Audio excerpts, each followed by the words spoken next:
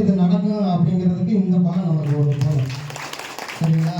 அதனால உள்ளாட்சி தேர்தலில் யார் தலைமை முடிவு பண்ணி அது ஒரு மணி நேரம் தேர்ந்தெடுத்து அறிவிக்கிறதோ இது இனிமேல் சிறுமலையில் அனைத்துமே நம்ம தமிழக வெற்றிக்கழக தலைவர் மாண்புமிகு மக்கள் கூட்டு முதல்வர் தளபதி அவர்களின் கொள்கையை ஏற்றுக்கிட்டு என்னுடைய கழக பொதுச் செயலாளர் மாண்புமிகு என்னுடைய ஆசான் அமைச்சர் என் ஆனந்த் அவர்களின் வழிகாட்டும்படி தொடர்ந்து என்னுடன் இணைந்து பணியாற்றி கொண்டிருக்கக்கூடிய அன்புடன் ராஜேஷ் அவர்களின் வழியிலும் என்னுடைய ஒன்றிய கழகத்துடைய தெற்கு செயலாளர் மருந்துக்கண்ணன் அவர்களின் வழியிலும் அவர்களை பின்தொடர்ந்து உங்கள் பேர் நீங்கள் இன்று தெற்கு மாவட்ட அலுவலகம் வருகை தந்து அண்ணன் என்ன ஒரு வார்த்தையாக சொன்னாங்க, நான் வந்துடுறேன், எனக்கு முன்னாடி சாரையாக ஆட்கள் வருவாங்க அப்படின்னு சொன்னாங்க. அண்ணன் நிரூபிச்சு காட்டியிருக்காங்க.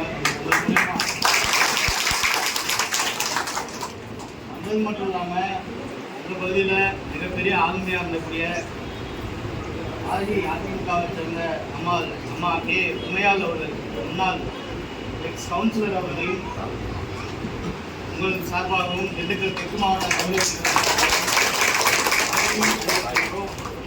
அது மட்டும் இல்லை, அண்ணன் அதிமுக கிழக்கு மாவட்ட பாசறை இணைச் செயலாளர் கே நாகராஜ் அவர்களையும் திண்டுக்கல் தெற்கு மாவட்ட தமிழக வெற்றிக்கழகம் சார்பாக உங்கள் சார்பாக வருகை வருகிறார்கள்.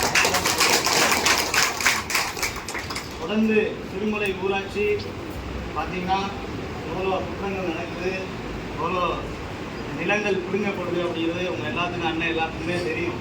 அது என்னென்ன நடக்குது இப்போ தான் நாங்கள் ஒவ்வொரு விஷயமா கேதர் பண்ணிட்டு இருக்கோம். இனி வரும் காலங்களில் நம்ம தமிழக முதல்வர் இருக்கக்கூடிய இந்த காலங்களில் மக்களுக்கு பாதுகாப்பான அரசாக இந்த அரசு இருக்குது. எந்த கவர்மெண்ட் அலுவலகம் போனாலும் கூட, எந்த அரசு அலுவலகம் போனால் கூட ₹1 லஞ்ச லாபங்கள் மற்ற ஒரு நியாயமான ஒரு ஆட்சி நம்முடைய தமிழக வெற்றிக்கழக தலைவர் தளபதி அவர்கள் கொடுத்துருக்காங்க.